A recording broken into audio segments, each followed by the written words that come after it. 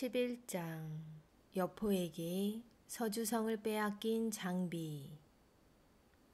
붉은색 망토를 두른 조조가 점잖고 엄숙한 모습으로 낙양성으로 들어왔어요. 조조의 뒤로 창과 칼을 높이 치켜든 군사들의 행렬이 끊임없이 이어졌어요. 늠름한 군사들의 모습에 백성들은 넋을 잃고 조조를 바라보며 환호성을 질렀어요. 조조 장군이다. 조조 장군이 우리를 도와주러 오셨다. 조조는 흐뭇한 미소와 함께 여유로운 눈빛으로 백성들을 바라보며 칼을 높이 치켜들고는 그들의 환호에 답례를 보냈어요. 백성들의 뜨거운 환호는 조조가 황제가 있는 궁궐에 이르자 끝이 났어요. 황제 폐하, 조조 인사드립니다. 앞으로 나라와 백성을 위해 황제 폐하를 지켜드릴 충성스러운 신하가 되겠습니다. 어제까지만 해도 초라하고 볼품없던 자신의 모습에 괴로웠던 헌제 황제는 수많은 군사를 이끄는 조조가 자신에게 머리를 조아리자 조조에게 고마움을 느꼈어요. 조조 장군, 그대가 아니었으면 나는 오늘 목숨을 잃었을지도 모르오. 고맙소. 황제는 자신의 앞에 엎드린 조조를 일으켜 세우며 흐뭇한 미소를 지었어요. 나라의 은혜를 입은 저는 황제 폐하께 보답할 길만 생각하고 있었습니다. 저에게 기회를 주신다면 역적을 물리치고 황제 폐하를 모시겠습니다. 조조가 하늘에서 내려온 동아줄처럼 느꼈던 헌제 황제는 그날로 조조에게 황제 다음으로 높은 벼슬을 주며 나랏일을 모두 그에게 맡겼어요. 조조는 황제 앞에 충성스러운 신하가 되겠다 다짐하고는 낙양성으로 쳐들어가 이각과 곽사의 무리들을 모조리 휩쓸어 버렸어요. 그러고는 백성들에게 횡포를 부리는 관리들을 처벌하여 질서를 바로잡았어요. 낙양성에는 평화가 찾아왔고 오랫동안 전쟁에 시달렸던 병사들도 충분한 휴식을 가질 수 있었어요. 그러던 어느 날 별의 움직임을 보고 앞날을 짐작하는 왕립이라는 자가 조조를 찾아왔어요. 화성이 빛을 잃고 토성의 빛이 눈부시게 빛나는구나.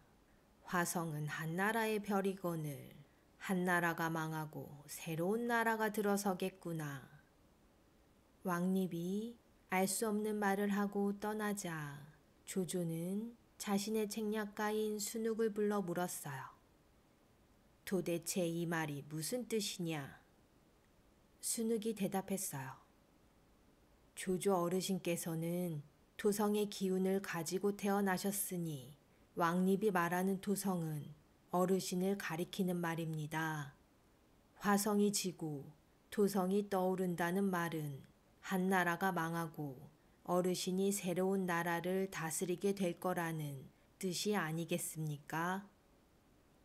조조는 순욱의 말을 듣고 크게 기뻤으나 속마음을 숨기며 말했어요. 이 일은 우리 둘만 아는 것으로 하고 절대 입 밖으로 내지 말게. 순욱이 고개를 끄덕이며 비밀스럽게 속삭였어요. 알겠습니다. 그런데 어르신께서 새로운 나라를 세우시려면 먼저 하셔야 할 일이 있습니다. 조조가 물었어요.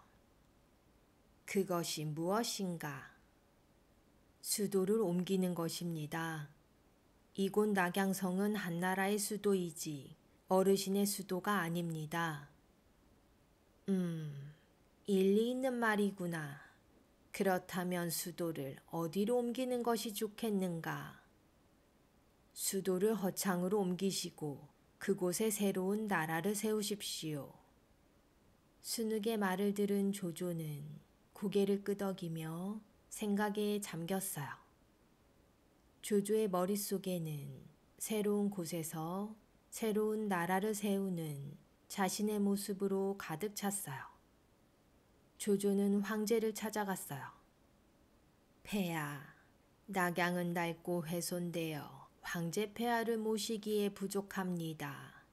게다가 외부로부터 식량을 운반해오는 것도 쉽지 않습니다.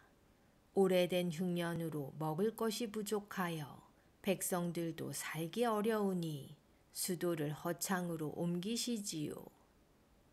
어리고 나약했던 황제는 수도를 옮기는 것이 싫었지만 싫다는 말을 할 수 없었어요. 다른 신하들 또한 조조의 의견에 반대할 수 없었어요. 황제는 기운 빠진 목소리로 마지못해 이를 허락했어요. 알았네. 그렇게 한나라의 수도는 조조의 뜻대로 낙양에서 허창으로 옮겨졌어요. 조조는 허창에 낙양성과 장안성보다 더 높고 더 크고 더 화려하게 궁궐을 지으라 명령했어요. 백성들의 삶은 이전보다 더 힘들어졌어요. 아이고, 이각과 곽사가 죽으니 이젠 조조 차례구나. 허창으로 수도를 옮기자 조조는 서서히 본색을 드러냈어요. 조조는 황제를 대신해 자신의 부하들을 관리로 뽑아 조정의 일을 맡겼고 한나라의 모든 일을 자신이 스스로 맡아 결정했어요. 왕립의 예견대로 허창에 수도를 세운 조조가 천하를 소나기에 넣은 실질적인 황제가 된 거예요. 그런 조조에게 마음에 걸리는 한 가지가 있었으니 바로 유비와 여포였어요. 다른 지방의 관리들은 모두 자신의 손바닥 안에 있다고 생각했지만 유비와 여포만은 헌제 황제의 편에 설 것이라는 것을 잘 알고 있었어요. 조조는 자신의 책략가 순욱을 불렀어요. 순욱, 아무래도 유비와 여포가 마음에 걸리네. 만약 그 둘이 힘을 합쳐 쳐들어온다면 골치 아픈 일이 아닐 수 없네. 그 둘만 없앤다면 내가 황제가 되는 일은 거침이 없을 텐데 좋은 방법이 없겠는가. 조조의 말을 가만히 듣고 있던 순욱은 조조의 마음을 다 꿰뚫고 있다는 듯 고개를 끄덕이며 옅은 미소를 지었어요. 어르신께서 생각하신 대로 유비와 여포는 위험한 인물입니다. 유비와 여포 사이를 갈라놓아 서로 죽이게 만든다면 해결될 것입니다. 조조가 두 눈을 반짝이며 말했어요. 어떻게 서로를 죽이게 만든다는 것인지 자세히 말해보게. 순욱이 대답했어요. 유비는 서주성을 맡고 있지만 황제로부터 정식으로 관직을 받은 적이 없습니다. 내일 날이 밝으면 황제에게 부탁하여 유비에게 서주성을 맡긴다는 임명장을 보내시되 여포를 죽이라 명령하는 비밀 편지를 함께 보내십시오. 유비가 편지를 받고 여포를 죽인다면 유비 스스로 자신의 팔 하나를 자른 것과 같으니 우리에게 맞설 힘이 약해질 것이고 유비가 여포를 죽이지 않는다면 분노한 여포가 유비를 죽일 것입니다. 조조가 무릎을 탁 치며 고개를 끄덕였어요. 그래, 그러면 되겠구나. 다음 날 조조는 임명장과 함께 비밀 편지를 써 유비에게 보냈어요. 그러나 유비는 순욱의 계략대로 움직이지 않았어요. 황제의 비밀 편지를 읽은 유비는 바로 여포를 불러 편지를 보여주며 말했어요. 여포 장군, 조조가 우리 둘 사이를 떼어놓으려는 것이 분명합니다. 저는 여포 장군을 해치는 일은 절대 하지 않을 것이니 안심하십시오. 유비의 말에 여포는 고개를 끄덕이며 대꾸했어요. 나도 유비 장군을 해하는 일은 절대 없을 것이오. 유비와 여포의 서로에 대한 믿음은 조조와 순욱의 계략으로 인해 오히려 더욱 굳건해졌어요. 초조해진 조조가 순욱에게 물었어요. 유비와 여포의 사이가 더욱 가까워진 데다 그 둘이 마음을 합하여 나에게 안갚음을 하려 할 텐데 이 일을 어쩌면 좋소. 조조의 말에 순욱이 또 다른 계략을 내놓았어요. 원술에게 유비가 원술의 땅을 공격할 거라 편지를 보내시고 유비에게는 원술이 역적이 될 마음을 품고 있으니 그를 없애라는 명령을 황제 이름으로 내리십시오. 유비는 황제의 명령에 따라 원수를 치러 갈 것입니다. 그렇게 유비가 서주성을 비운다면 욕심 많은 여포는 반드시 딴 생각을 품을 것입니다. 조조가 흡족하다는 듯 미소를 지었어요. 오, 그거 참 좋은 생각이요. 조조는 순욱의 말대로 원술과 유비에게 각각 편지를 보냈어요. 유비는 편지를 읽고 고민에 빠졌어요. 장비가 흥분하여 소리쳤어요. 형님, 이것은 조조놈의 속임수가 틀림없소. 유비가 말했어요. 그것은 나도 잘 알고 있네. 하지만 신하로서 역적을 없애라는 황제의 명령을 어찌 따르지 않을 수 있겠는가. 형님, 그렇다면 원수를 치러 가겠단 말이오? 그렇다. 나는 황제 폐하의 신하로서 역적을 치러 갈 것이다.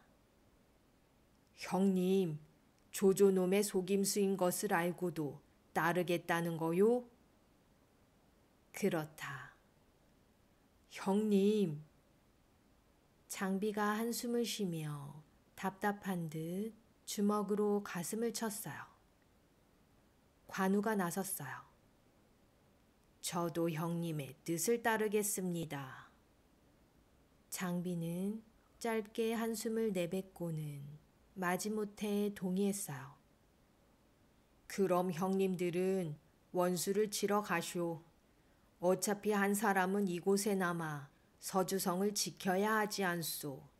내가 개미 새끼 한 마리 못 들어오게 지킬 테니 형님 두 분이 다녀오쇼. 관우가 고개를 저으며 유비를 향해 말했어요. 형님, 장비만 두고 가는 것은 안 됩니다. 장비가 툴툴대며 물었어요. 형님, 뭐가 안 된단 말이오? 너는 술만 마시면 군사들을 때리는 버릇이 있고 성질이 급하여 남의 말을 듣지 않으며 네 멋대로 행동하지 않느냐. 관우 형님도 참. 오늘부터 나 장비는 절대 술을 마시지 않을 것이고 부하들을 때리지 않을 것이며 다른 사람들의 말을 귀 기울여 듣겠소. 됐수? 장비가 눈을 부릅뜨고 관우를 노려보자 관우가 고개를 돌리며 쌀쌀맞게 굴었어요. 유비가 흐뭇한 미소를 지으며 관우와 장비를 바라보았어요. 유비는 관우와 함께 군사 3만 명을 이끌고 서주성을 나섰어요. 관우는 장비에게 다시 한번 주의를 주었어요. 절대 술을 입에 대지 말거라. 장비가 툴툴댔어요. 형님, 잘 알겠으니 걱정 말고 다녀오쇼. 유비와 관우가 서주성을 떠난 후 홀로 남은 장비는 밤에 잠을 잘 때에도 갑옷을 벗지 않고 성을 지켰어요. 그렇게 며칠 동안 술은 한 모금도 입에 대지 않고 지낸 장비는 목이 칼칼하고 입이 말라 술 생각이 간절했지만 형님과의 약속을 지켰어요. 그러던 어느 날 장비가 성안 이곳 저곳을 돌며 군사들을 살펴보니 그들의 근무 상태가 매우 훌륭했어요. 기분이 좋아진 장비는 마당에 고기와 술을 잔뜩 차려놓고는 군사들을 향해 외쳤어요. 그동안 하루도 거르지 않고 열심히 성을 지키느라 고생했다. 오늘만큼은 모두 모여 마음껏 먹고 즐겨라. 장비 장군님, 감사합니다. 군사들이 장비에게 감사의 절을 하며 고기와 함께 술을 들이켰어요. 장군님께서도 한 잔 받으시지요. 군사 하나가 장비에게 술을 권했지만 장비는 형님과의 약속을 지켜야 한다며 술을 거절했어요. 장군님, 어찌 저희들만 먹고 마시겠습니까? 딱 한 잔만 받으시지요. 군사들이 여러 차례 권하자 장비는 마지못해 응하며 술을 한 잔 들이켰어요. 그것이 문제였어요. 술이 입에 닿는 순간 한 잔이 두 잔이 되고 두 잔이 세 잔이 되었어요. 결국 장비는 항아리째 술을 들이키며 거나하게 취해서는 병사들을 한 줄로 세워놓고 차례차례 한 잔씩 따라주었어요. 오늘은 실컷 마시고 내일부터 열심히 성을 지키도록 하자. 알았냐? 네. 장비에게 술을 받아든 병사들은 장비에게 감사하며 술을 들이켰어요. 그런데 장비가 성문을 지키는 조표라는 관리에게 술을 따라주려 하자 조표가 술잔을 거꾸로 뒤집어 탁자에 놓으며 말했어요. 저는 술을 마시지 못합니다. 그러니 잔을 거두어 주십시오. 조표의 거절에 빈정이 상한 장비는 단호하게 소리쳤어요. 뭐야? 술을 못 마셔? 저는 술을 마시지 못합니다. 조표가 또다시 거절하자 장비가 부하들을 향해 소리쳤어요. 술도 못 마시는 놈이 여기에 뭐하러 있느냐? 당장 이놈을 끌어내라. 장비의 명령에 부하 병사들이 조표의 팔과 다리를 붙잡아 밖으로 질질 끌어내려 했어요. 조표가 발버둥치며 장비에게 소리쳤어요. 장군, 술을 못 마신다고 사람을 이렇게 끌어내다니 이게 도대체 무슨 경우요? 내 사위를 생각한다면 나에게 이럴 수는 없소. 장비가 물었어요. 네 사위가 누군데 큰 소리냐? 조표가 대답했어요. 여포가 내 사위요. 장비가 발끈했어요. 뭐 여포? 네 놈이 여포놈을 믿고 내 앞에서 건방지게 굴었구나. 내 오늘 네 놈의 버릇을 단단히 고쳐주마. 장비는 씩씩거리며 곤장을 들어 조표를 때리기 시작했어요. 군사들이 몰려와 장비를 말렸지만 소용없었어요. 조표의 온몸은 장비의 매질에 살이 벗겨 찢어지며 붉은 피가 흘러내렸어요. 이를 물고 울부짖던 조표는 걷지도 못하고 기어서 숙소로 돌아갔어요. 장비 내 이놈, 네 놈을 가만두지 않겠다. 조표는 이를 바득바득 갈며 사위인 여포에게 편지를 썼어요. 그 내용은 다음과 같았어요. 사위, 지금 서주성은 텅 비어있는 성과 마찬가지이네. 장비는 술에 취해 몸을 가누지 못하고 다른 병사들도 모두 술에 취해 골아 떨어졌다네. 사위가 서주성으로 온다면 내가 바로 성문을 열어줄 것이니 어서 군사들을 몰고 와 서주성의 새 주인이 되게. 조표의 편지를 받은 여포는 인자한 유비의 얼굴이 떠올라 이러지도 저러지도 못하고 망설였어요. 그러자 옆에 있던 진궁이 말했어요. 장군, 기회는 나르는 새와 같아 한 번 놓치면 다시 잡기 힘듭니다. 조표의 말대로 지금 당장 서주성을 차지하지 않으신다면 두고두고 오늘의 일을 후회하실 것입니다. 여포는 고개를 갸우뚱했어요. 하지만 쫓기는 나를 받아준 유비를 배신하고 그의 뒤통수를 쳤다고 사람들이 나를 욕하지 않겠소? 진궁이 여포를 설득했어요. 장군, 사람들의 말은 열흘만 지나도 흐지부지 없어지기 마련입니다. 오늘은 하늘이 주신 기회이니 지금 당장 서주성을 장군의 것으로 만드십시오. 여포가 자리에서 벌떡 일어나 소리쳤어요. 좋소. 여포는 군사 1000명을 데리고 서주성으로 향했어요. 여포가 성문 앞에 다다르자 조표의 말대로 성문이 열렸고 여포의 군사들은 순식간에 성 안으로 들어갔어요. 서주성을 지키던 병사들이 술에 취해 바닥에 엎어져 잠들어 있었어요. 여포의 군사들은 단칼에 그들의 목을 베었고 잠들어 있던 장비의 병사들은 찍소리조차 내지 못하고 목이 달아났어요. 병사 하나가 술에 취해 코를 골며 자던 장비를 흔들어 깨웠어요. 장군님, 큰일 났습니다. 여포가 쳐들어왔습니다. 뭐? 장비가 깜짝 놀라 벌떡 일어났어요. 내 이놈들을.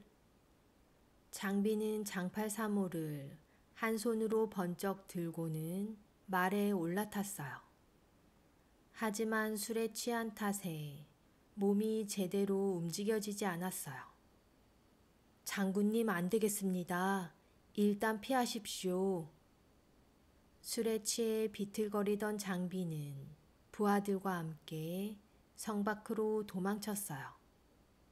장비 내 이놈, 꽁지 빠지게 도망치는 꼴이 물에 빠진 생쥐 같구나. 비열한 웃음소리와 함께 장비의 등 뒤에서 소리치는 이가 있으니 조표였어요. 장비는 말을 돌려 조표를 향해 돌진했어요. 내 이놈, 네 놈은 내가 살려둘 수 없지. 장비는 장팔 사모로 움켜진 팔을 크게 휘둘러 조표를 향해 던졌어요. 장비의 장팔 사모는 날카로운 소리를 내며 바람을 가르고 날아가 조표의 가슴 정중앙에 꽂혔어요. 조표는 심장이 뻥 뚫린 채 바닥에 쓰러졌어요. 장비는 바드득 바드득 이를 갈며 서주성을 향해 외쳤어요. 여포 내 이놈, 내 목숨을 걸고 네 놈의 목을 부러뜨릴 테다. 그렇게 장비는 남은 군사들을 이끌고 유비와 관우에게로 달려갔어요. 한편 조조로부터 받은 비밀 편지를 읽은 원술은 주먹으로 탁자를 쾅 내리치고는 큰 소리로 웃어댔어요. 누상촌에서 돗자리나 짜던 놈이 나를 상대하겠다고. 건방진 놈, 주제 파악 좀 시켜줘야겠구나. 기령아, 네가 군사 10만 명을 이끌고 가 유비에게 본때를 보여주고 오너라. 기령은 키가 크고 넓은 어깨에 몸집이 돌같이 단단한 장수로 10kg이나 되는 삼지창을 젓가락처럼 휘두르는 장수였어요. 그런 기령이 10만 대군을 이끌고 유비를 마주하러 간 거예요. 유비와 기령이 마주친 곳은 우이 땅이었어요. 기령이 약 올리듯 나긋나긋한 목소리로 빈정댔어요. 시골에서 돗자리나 짜던 놈이 여기에는 무슨 일이냐? 유비는 기령의 말에 동요하지 않고 점잖게 대꾸했어요. 나는 황제 폐하의 명을 받고 역적의 목을 치러 왔다. 지금 당장 항복하지 않으면 너를 죽음으로 다스릴 것이다. 건방진 기령의 말에 관우가 발끈했어요. 망나니 같은 놈이 감히 우리 형님 이름을 들먹거려. 다시는 함부로 입을 놀리지 못하게 네 놈의 목을 쳐주마. 관우가 청룡 언얼도를 지켜들고 뛰쳐나가자 기령이 삼지창을 휘두르며 맞섰어요. 그렇게 시작된 둘의 싸움은 끝날 기미가 보이지 않았어요. 1시간쯤 흘렀을까 비 오듯 땀을 흘린 기령이 먼저 꼬리를 내렸어요. 멀대같이 키만 큰 줄 알았더니 힘 좀 쓰는 놈이구나. 목이 말라 더 이상은 안 되겠다. 물 좀 마시고 와 다시 싸우자. 기령은 그렇게 말을 돌려 자신의 진영으로 돌아갔어요. 잠시 후 관우가 기령의 진영 앞으로 달려가 외쳤어요. 곧 죽을 놈이 무슨 물을 그리 오래 마시냐. 얼른 나와 덤벼라. 관우의 외침에 기령의 부하장수 순정이 뛰쳐나왔어요. 네 놈이 감히 우리 장군님을 들먹거려? 내 칼에 순정이 말을 채 끝내기도 전에 관우가 청룡 언얼도를 휘둘러 그의 목을 베어버렸어요. 순정의 목이 말에서 떨어지자 유비가 군사들을 향해 총공격을 명령했어요. 관우를 앞세운 유비의 군사들이 기령의 적진을 휘젓자 기령의 군사들은 앞다투어 도망가기 시작했어요. 첫 싸움에서 기세가 꺾인 기령은 멀리 떨어진 강 입구에 새롭게 진영을 쳤어요. 그렇게 유비의 군사와 기령의 군사가 서로를 겨누며 버티는 중 장비가 유비 앞에 나타났어요. 초라한 장비의 모습을 본 유비는 무슨 일이 있었는지 짐작은 했지만 애써 담담한 목소리로 물었어요. 장비야, 어떻게 된 일이냐? 장비는 유비의 앞에 무릎을 꿇고 엎드려 빌었어요. 형님 죄송합니다. 장비는 눈물을 쏟으며 그동안 있었던 일을 이야기했어요. 관우가 장비를 다그치며 물었어요. 이놈아, 내가 그렇게 입에 술을 대지 말라고 했는데 그럼 형수님은 어디 계시냐? 장비가 고개를 푹 숙인 채 울먹거리며 대답했어요. 그것이 워낙 급하게 나오는 바람에 유비 형님의 가족들은 서주성에 계십니다. 장비의 말에 유비는 양손을 뒷짐진 채 하늘을 보며 크게 한숨을 내쉬었어요. 성도 빼앗기고 형수님까지 놈들에게 붙잡혔으니 이제 어쩌면 좋단 말이냐. 관우가 꾸짖자 장비가 칼을 뽑아 들고 자신의 목을 찌르며 말했어요. 형님 죄송합니다. 장비는 먼저 죽겠습니다. 장비의 목에 칼날이 닿으려는 순간 유비가 달려들며 장비의 손에서 칼을 빼앗았어요. 복숭아 동산에서 한 약속을 잊었느냐? 우리는 같은 해 같은 달 같은 날에 죽기를 맹세하지 않았느냐? 형님 죄송합니다. 여포가 내 가족들까지 해치지는 않았을 것이니 구해내면 된다. 꼭 형수님을 구해 오늘의 잘못을 바로잡겠습니다. 유비의 위로에 장비는 땅을 치며 통곡했고 옆에 있던 관우 또한 소매로 눈물을 닦았어요.